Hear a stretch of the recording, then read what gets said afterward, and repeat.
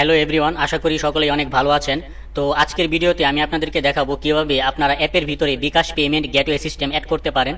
তো অ্যাপের ভিতরে কিভাবে বিকাশ পেমেন্ট গেটওয়ে অ্যাড করতে হয়, তো এটা নিয়ে আমি অনেক রিসার্চ করেছি। আমি তেমন ভালো কোনো ডকুমেন্টেশন বা প্রপার কোনো রিসোর্স আমি পাইনি, ফলে আমি নিজের চেষ্টায় নিজেই অবশেষে একটা সাকসেসফুল পেমেন্ট গেটওয়ে সিস্টেম আমি তৈরি করে ফেলেছি, যেটা আপনি আপনার অ্যাপের মধ্যে আপনি ইমপ্লিমেন্ট করে আপনি ইউজারের কাছ থেকে পেমেন্ট নিতে পারবেন।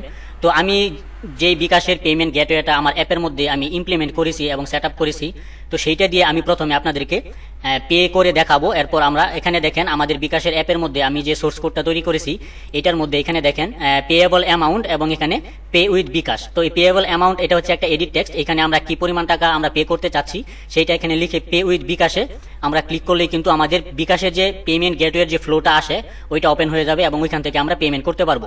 এরপর হচ্ছে আপনি যদি ট্রানজ্যাকশন সার্চ করতে চান তাহলে এখানে ট্রানজ্যাকশন আইডি দিয়ে সার্চ ট্রানজ্যাকশন এই বাটনটাতে ক্লিক করলে কিন্তু আমরা যে পেমেন্ট করেছি সেটার ট্রানজ্যাকশন স্ট্যাটাস প্লাস ডিটেলস সবকিছু আমরা দেখতে পারবো। তো এই দুইটা কাজ মূলত আমার এই সোর্স কোডে অ্যাড করা হয়েছে, কিভাবে আপনি পেমেন্ট করতে পারবেন এবং কিভাবে আপনি ট্রানজ্যাকশনের মাধ্যমে আপনি আপনার ট্রানজ্যাকশনটা সার্চ করে দেখবেন। তো এই দুইটা জিনিসই ইমপ্লিমেন্ট করা হয়েছে। এখন এই সোর্স কোডটা আপনি ব্যবহার করে আপনার যে কোনো অ্যাপের ভিতরে আপনি অ্যাডভান্স লেভেলের কাজ করে ফেলতে পারবেন পেমেন্ট গেটওয়ে রিলেটেড। যারা বিকাশ দিয়ে পেমেন্ট গেটওয়ে অ্যাড করতে চাচ্ছেন এবং বিকাশের মাধ্যমে ইউজারের কাছ থেকে পেমেন্ট নিতে চাচ্ছেন, তারা মূলত এই গেটওয়ে আমি যে সোর্স কোডটা তৈরি করেছি এখানে আমি গেটওয়েটা যেভাবে ইমপ্লিমেন্ট করে দেখিয়েছি, আপনি যদি সেভাবেই কাজটা করেন তাহলে কিন্তু আপনি সহজে আপনার ইউজারের কাছ থেকে পেমেন্ট নিতে পারবেন বিকাশ পেমেন্ট গেটওয়ের মাধ্যমে। তো আমি প্রথমে আমার এই যে সোর্স কোডটা আছে এটা আমি আমার ফোনে ইনস্টল করে আমি এখন আপনাদেরকে পে করে দেখাবো যে পে করলে কি ঘটে, অথবা পেমেন্ট ক্যান্সেল হলে অথবা পেমেন্ট ফেল হলে কি ঘটে। আমি আজকে প্রথমে আপনাদেরকে দেখাবো, তারপর আমি এই সোর্স কোড নিয়ে আপনাদের সামনে আলোচনা করব। তো আমি এখন চলে যাচ্ছি আমার ফোনে যাওয়ার পরে আমি এখন পে করে দেখাচ্ছি যে কিভাবে আসলে এই গেটওয়েটা কাজ করে। তো এটা হচ্ছে আমার সোর্স কোড যেটা আমি এখানে আমার ফোনে ইনস্টল করেছি, যেটার মধ্যে গেটওয়ে সিস্টেম অ্যাড করা আছে। তো আমি যখন এটাতে ক্লিক করতেছি তাহলে আমার সামনে এরকম একটা ইন্টারফেস আসবে। এখানে পেয়েবল অ্যামাউন্টের জায়গায় আপনি যত টাকা পে করতে চাচ্ছেন সেইটা আপনি এখানে দিতে পারবেন। তো আমি প্রথমে এখানে 20 টাকা দিলাম, 20 টাকা দিয়ে আমি 20 টাকা পে করতে চাচ্ছি। তো আমি কি করবো, এখন পে উইথ বিকাশ যে বাটনটা আছে আমি এইটাতে ক্লিক করব।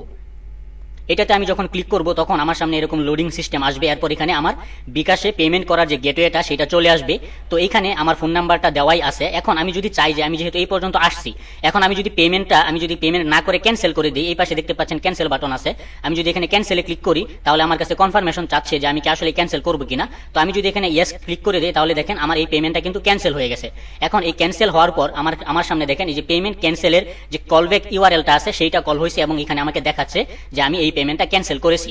তো এটা ছিল পেমেন্ট ক্যান্সেল হলে কি ধরনের রেসপন্স আসে সেইটা। তো এখন আমি যদি আবার ব্যাকে যাই এবং ব্যাকে যাওয়ার পর এখন আমি যদি এখানে চলেন আমি এখানে 20 টাকা দিয়ে আবারও পে করি, আমি পে করে দেখাচ্ছি। তো আমি এখন আবারও পে উইথ বিকাশ, এখন আমি পেমেন্টটা ফেল করে দেখাবো যে পেমেন্ট ফেল হলে কি ঘটে। তো আমি এখন পে উইথ বিকাশ এটাতে ক্লিক করলাম। তো এখানে চলে আসছে আমার নাম্বার, আমি এই নাম্বারটা চেঞ্জ করি, আমি অন্য একটা নাম্বার দিচ্ছি। তো আমি অন্য একটা নাম্বার দিলাম যেটাতে আসলে আমার কোনো ব্যালেন্স নাই, যেহেতু ব্যালেন্স না থাকলে আসলে কি ঘটে পে করলে।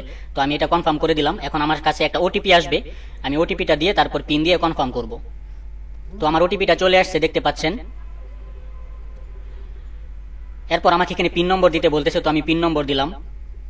এখন আমি যদি কনফার্ম করি, কনফার্ম করার পর দেখেন পেমেন্ট ফেল দেখাচ্ছে এবং এখানে রিজন দেখাচ্ছে ইনসাফিসিয়েন্ট ব্যালেন্স, অর্থাৎ আমার অ্যাকাউন্টে ব্যালেন্স নাই। আমি যে পরিমাণ টাকা পেমেন্ট করতে চাচ্ছি সেই ব্যালেন্সটা কিন্তু আমার এখানে নাই, যার কারণে আমার এই পেমেন্টটা ফেল হয়েছে। তো দেখতে পাচ্ছেন এখানে তারপর পেমেন্ট ফেল হলে যে কলব্যাক ইউআরএলটা আসে সেইটার মাধ্যমে এখানে কিন্তু রেসপন্স চলে আসছে যে আমার এই পেমেন্টটা সাকসেস হয়নি।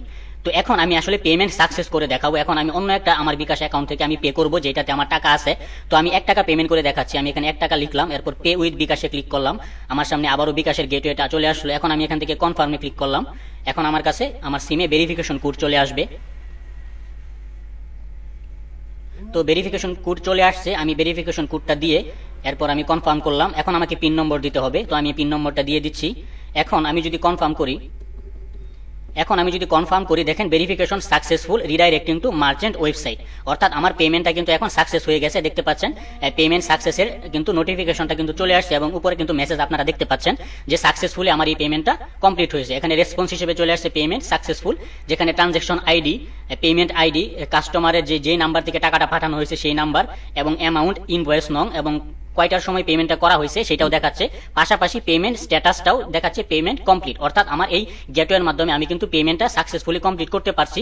এখন আমি যদি ব্যাকে চলে যাই তাহলে আবার কিন্তু আমার এখানে এই আমার যে প্রথম যে উইন্ডোটা ছিল, যে স্ক্রিনটা ছিল, সেটাতে কিন্তু চলে আসছে। তো এইভাবে মূলত আপনি এই সিস্টেমটা, এই গেটওয়েটা আপনি আপনার যে কোনো অ্যাপে ইমপ্লিমেন্ট করে কিন্তু আপনি পেমেন্ট নিতে পারবেন, যেখানে পেমেন্ট ক্যান্সেল হলে কি ঘটবে, পেমেন্ট সাকসেস হলে কি ঘটবে, পাশাপাশি পেমেন্ট ফেল হলে কি ঘটবে, সবকিছু কিন্তু ইন টোটালি এখানে কিন্তু দেখাচ্ছে। তো এই ছিল মূলত আমাদের পেমেন্ট গেটওয়ের কাজ। এখন আপনি যদি ট্রানজ্যাকশন সার্চ করতে চান তাহলে এইখানে আসলে কি ঘটবে সেটা এখন দেখাচ্ছি। তো আমি প্রথমে ট্রানজ্যাকশনটা নিয়ে নেব কপি করে, তারপর এখানে পেস্ট করে আমি সার্চ ট্রানজ্যাকশনে ক্লিক করব। তো আমি ট্রানজ্যাকশন আইডিটা কপি করে নিয়েছি, তারপর এখানে আমি পেস্ট করে দিলাম। তো এটা হচ্ছে আমার ট্রানজ্যাকশন আইডি। এখন আমি যদি সার্চ ট্রানজ্যাকশনে ক্লিক করি, আমি এখানে সার্চ ট্রানজ্যাকশনে ক্লিক করলাম, তারপর এখানে দেখেন ট্রানজ্যাকশন রেজাল্ট কিন্তু চলে আসছে।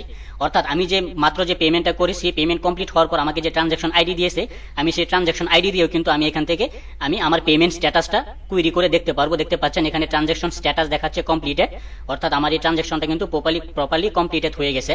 তো এই ছিল মূলত আমাদের বিকাশের পেমেন্ট গেটওয়ে এবং ট্রানজ্যাকশন আইডি দিয়ে কিভাবে সার্চ ট্রানজ্যাকশনের মাধ্যমে কিভাবে আমরা এই গেটওয়ের যে পেমেন্টের যে ইনফরমেশনগুলো আছে সেগুলো আমরা কিভাবে পেতে পারি, এই দুইটা ফিচার নিয়ে মূলত আমি আমার এই সোর্স কোডে কাজ করেছি। তো যারা এই সোর্স কোডটা আপনাদের অ্যাপের মধ্যে ব্যবহার করতে চান তারা অবশ্যই আমাদের ভিডিও ডেসক্রিপশনে আমাদের হোয়াটসঅ্যাপ নাম্বার আছে, সেই নাম্বারে যোগাযোগ করে আপনি আমার কাছ থেকে এই সোর্স কোডটা নিতে পারবেন। আমি এই ভিডিও ডেসক্রিপশনে আমার হোয়াটসঅ্যাপ নাম্বার দিয়ে দেবো, আপনারা আমার সাথে হোয়াটসঅ্যাপে যোগাযোগ করে এই গেটওয়ে সিস্টেমের যে সোর্স কোডটা আছে সেটা আপনারা নিতে পারবেন। তো এখন সোর্স কোডের কথা যদি বলি, এইখানে দেখেন আমার তিনটা অ্যাক্টিভিটি আছে, activity main, activity web view এবং এখানে আছে অ্যাক্টিভিটি সার্চ ট্রানজ্যাকশন। এই তিনটা অ্যাক্টিভিটি দিয়ে কিন্তু আমার এই কাজটা ঘটে গেছে। আমার এই মেইন অ্যাক্টিভিটি থেকে আমি কি করেছি, আমি অ্যামাউন্ট নিয়েছি এবং ট্রানজ্যাকশন আইডি নিয়েছি, তারপর পে উইথ বিকাশের মাধ্যমে আমার এই ওয়েব ভিউতে আমার এই ওয়েব ভিউ অ্যাক্টিভিটি যেটা আছে এইটার মধ্যে আমার বিকাশ পেমেন্ট গেটওয়ের যে ফ্লোটা আসে সেটা কিন্তু আমার এই ওয়েব ভিউতে শো হয়েছে। এখানে দেখতে পাচ্ছেন ওয়েব ভিউ আছে, পাশাপাশি এখানে আমাদের এই যে ওয়েব ভিউটা আছে এবং এখানে একটা লটি অ্যানিমেশন ভিউ আছে। এটার মাধ্যমে মূলত আমার এই ওয়েব ভিউয়ের যে গেটওয়ে ফ্লোটা এটা যতক্ষণ পর্যন্ত লোড না হবে ততক্ষণ পর্যন্ত এখানে একটা লটি অ্যানিমেশন, যেটা লোডিং সিস্টেম যেটাকে বলে, সেটা এখানে দেখাবে। এরপর গেটওয়েটা এখানে আসবে। আর তারপর এখানে আছে আমাদের এই যে সার্চ ট্রানজ্যাকশন যেটা আছে, সার্চ ট্রানজ্যাকশনের মধ্যে আমরা একটা ওয়েব ভিউ নিয়েছি। আমাদের যে কলব্যাক ইউআরএল গুলো আসে, আমাদের পেমেন্ট ফেল হলে যে কলব্যাক ইউআরএল আসে, সাকসেস হলে যে কলব্যাক ইউআরএল আসে, এগুলো মূলত আমাদের যে নিজস্ব যে পিএইচপি সার্ভার আছে, বা আপনি যদি কোনো ডোমেইন হোস্টিং কিনে থাকেন তাহলে আপনার ডোমেইনের আন্ডারে 4টা পিএইচপি ফাইল আছে, এই পিএইচপি ফাইলগুলো আপনাকে আপলোড করতে হবে। তো আমি এটা দেখিয়ে দিচ্ছি এই ফাইলগুলো কি। এইখানে দেখতে পাচ্ছেন এই যে callback handler dot PHP, cancel callback URL, failure callback URL, search transaction dot PHP এবং সাকসেস কলব্যাক ইউআরএল। অর্থাৎ যখন পেমেন্টটা সাকসেস হয় তখন আমাদের সার্ভার থেকে এই সাকসেস কলব্যাক ইউআরএল এটা কল হয়। আর যখন আমরা সার্চ করি এবং সার্চ করার পরে যখন আমাদের সার্চ রেজাল্ট আসে ট্রানজ্যাকশন আইডির মাধ্যমে, তখন আমাদের এই সার্চ ট্রানজ্যাকশন ডট পিএইচপি এটা কল হয়। আর যখন পেমেন্ট ফেল হয় তখন ফেলিউর কলব্যাক ইউআরএল এটা কল হয়, এবং ক্যান্সেল কলব্যাক ইউআরএল, যখন আমরা পেমেন্টটা ক্যান্সেল করে দিই তখন এই ক্যান্সেল কলব্যাক ইউআরএল এটা কল হয়। এবং কলব্যাক হ্যান্ডেলার ডট পিএইচপি যেটা আছে এটা মূলত আমরা যখন পেমেন্ট করি তখন যখন আমাদের সামনে এই পেমেন্ট গেটওয়ের যে ফ্লোটা আসে ওইখানে মূলত এই কলব্যাক হ্যান্ডেলার ডট পিএইচপি যেটা আছে এটা মূলত কাজ করে।